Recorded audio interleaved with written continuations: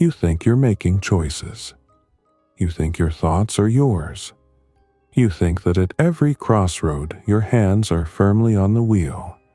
But what if I told you you've never actually decided anything, that every decision you've ever made was just a well-disguised reaction, that your free will, the thing you hold sacred, is just an illusion wrapped in a comforting lie. And you are not the author of your story. You're just the reader, flipping pages already written by biology, trauma, culture, and chaos. Pause for a second. When you last got angry, was it really a choice? Or did something deep inside you react faster than your conscious mind could process? Before you could decide, it already happened. You were already hijacked. Your emotions drove the car while your ego sat in the passenger seat pretending to steer. You feel attraction towards someone. Did you choose that? Did you meticulously evaluate every trait of that person and logically conclude they were worth desiring? Or did it hit you like lightning, and all you could do was rationalize it after the fact? We are slaves to causes we can't even see. A look, a word, a smell, a silence. They trigger us. And our reactions feel like choices only because our minds are wired to reverse engineer narratives after the storm has already passed. You are angry because your father was distant. You are insecure because someone humiliated you in 3rd grade. You chase success because you want to be seen. You avoid love because your trust was shattered. But none of this was chosen. You didn't write these patterns. They were written into you, and now you just follow the script. Our brains are algorithms pretending to be souls. Inputs come in.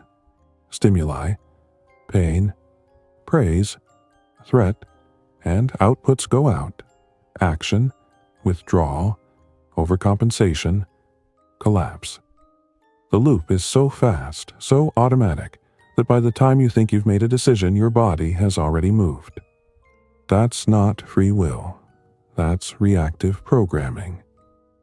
You call it love, but it's just your nervous system begging to relive a familiar trauma. You call it ambition, but it's just fear in a tuxedo.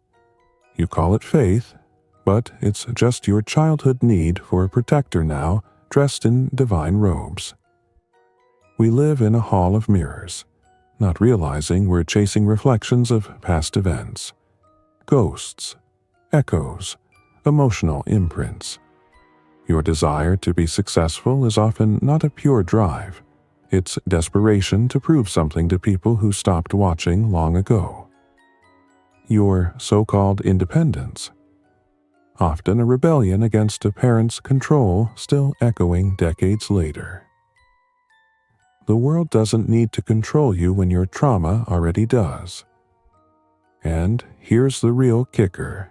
Your mind will never admit this, because it needs the illusion. It needs to believe it's in charge. Your ego is like a press secretary, explaining decisions that were already made by shadowy forces behind the scenes. The conscious mind is not the commander, it's the narrator. It tells the story but doesn't write the script. That means freedom, the way you imagine it, might be a fairy tale. Think of the last time you chose something difficult.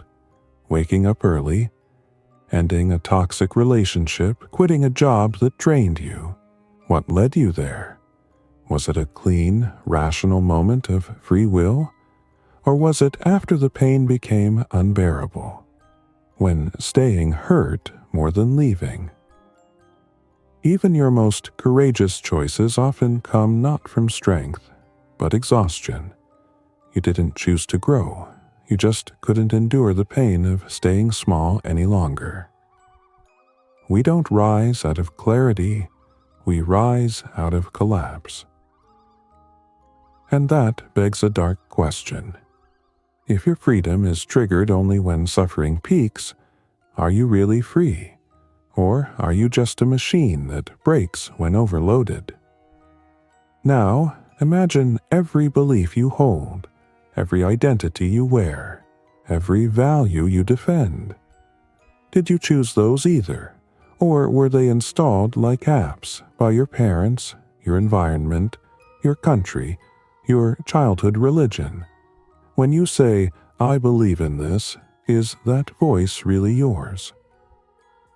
If you were born in a different time, in a different place, with a different upbringing, you'd be arguing for the opposite side, just as passionately. We are not thinkers. We are vessels. Thoughts pass through us like weather systems. We experience them, but we don't create them.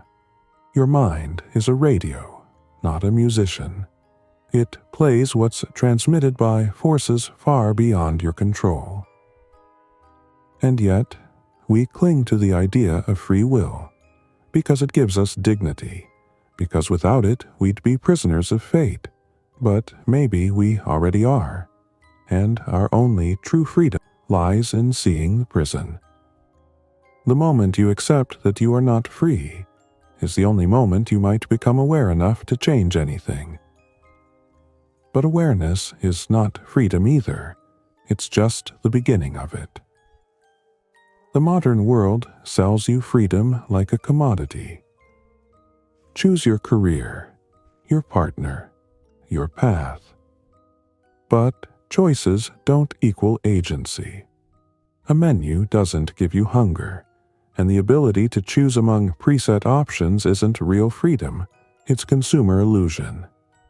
If your choices are still reactions to fear, trauma, and expectation, then you are still trapped. Even rebellion is often reaction, not freedom. You reject one belief because you're wounded by it and adopt its opposite. Not because you examine the truth, but because you want to escape the pain of the first. We swing from one identity to another, one philosophy to another, like a pendulum desperate to find stillness. But movement is not clarity. It's just another disguise. Real freedom is terrifying, because it means silence, stillness, no reference point, no role to play, no story to hide inside. It means standing in the abyss and not filling it with noise. It means you don't know who you are, and you stop pretending. It means you're no longer reacting, you're watching, waiting, peeling back the layers.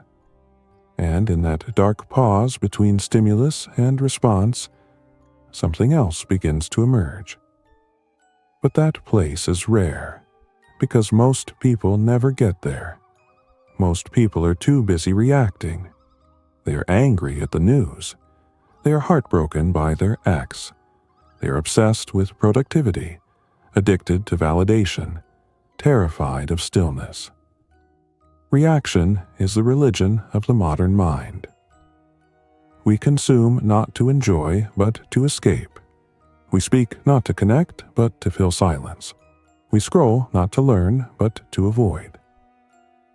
And all of it, every behavior, is a reaction, not a choice. You want to believe that you're living your truth? But what if your truth is just an old wound with good branding? You want to believe you're in control. But what if you're just the echo of your past, trying to find structure in chaos? And the longer you deny this, the longer your life will feel like it's happening to you, not through you. Because deep down, your soul knows. It knows it's not free, and it whispers in your quietest moments. But you don't listen. You distract, you rationalize, you pretend. But one day, all the noise will fail. The distractions will run dry. The justifications will collapse, and you'll be left in that unbearable silence, where truth finally speaks. But are you ready to hear it? You weren't born free. You were born into a matrix of inherited behaviors. The way your parents talked to you, the tone they used, the approval they withheld, the subtle punishments for stepping out of line. These weren't random, they were conditioning. You learned what was acceptable and what made you unlovable. You didn't choose your traumas. You didn't choose your wounds. You didn't choose the mask you now wear, the one you've been perfecting for years. You built it so no one would ever see the frightened child behind it. Now you call this mask you, and it walks through life pretending to decide. But here's the truth. Most people don't have desires. Desires have them. Think about it. You say you want something, but why? Who planted that seed? Was it a childhood insecurity? A parent's rejection? An advertisement? A song lyric?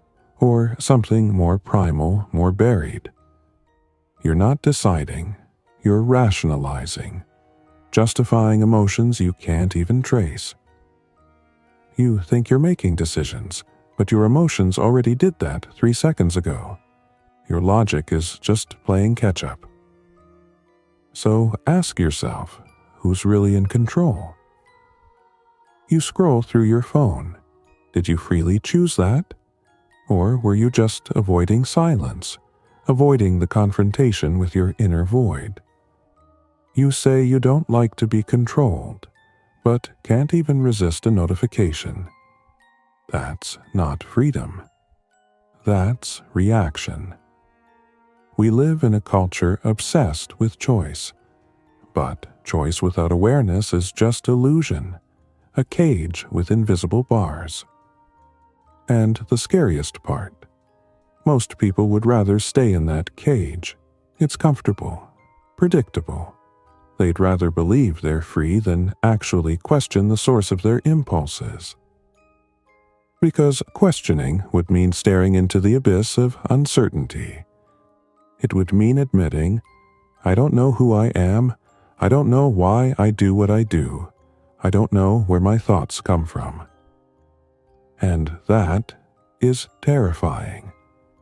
But that's also the first crack in the illusion. See, real freedom isn't comfortable. It's brutal. It means taking radical responsibility for your inner world, for your trauma, your programming, your compulsions.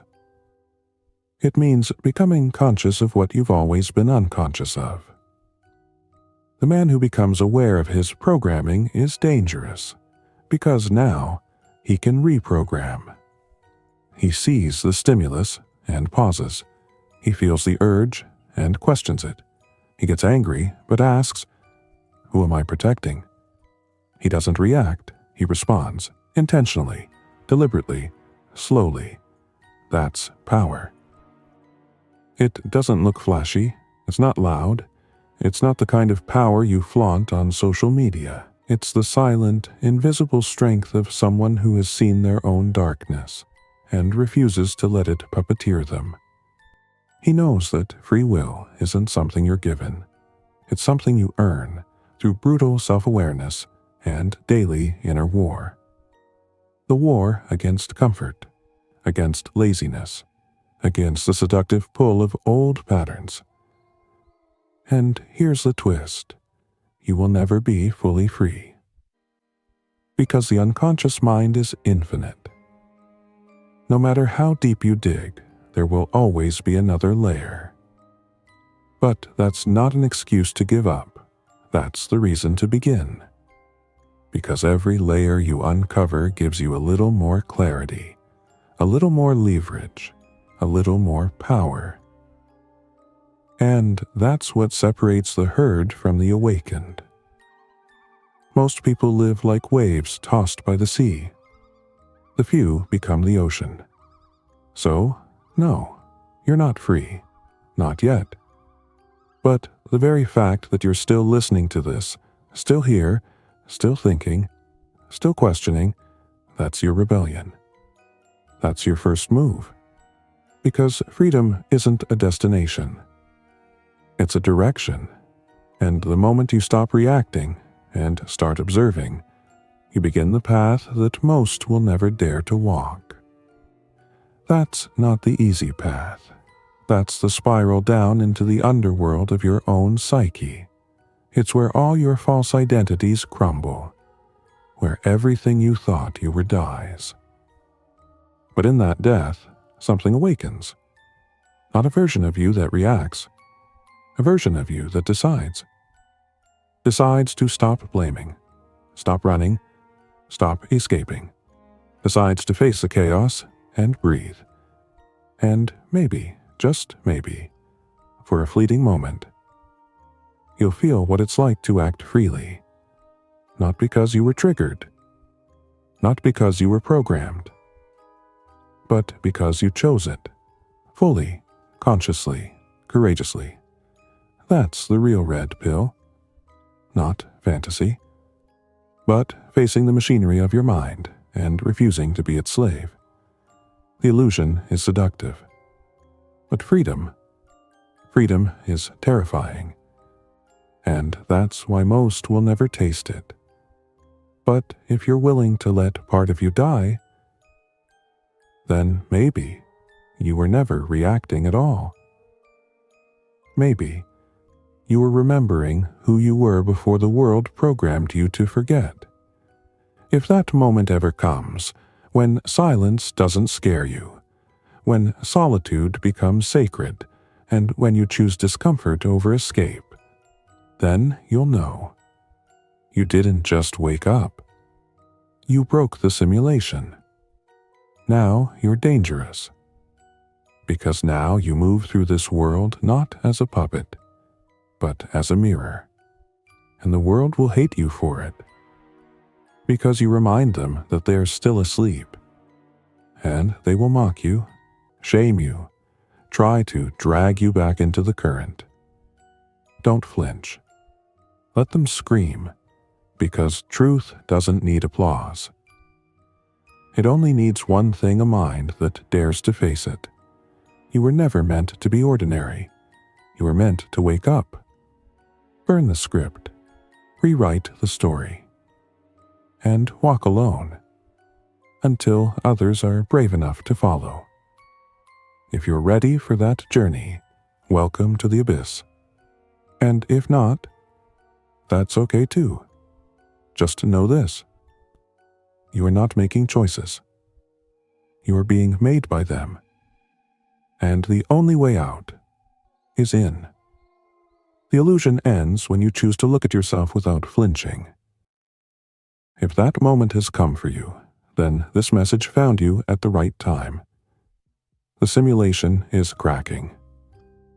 Now, the question is, will you wake up? Or will you keep reacting? Your freedom was never taken from you. You just forgot you had it. So now choose. Or be chosen. This is Philospiral.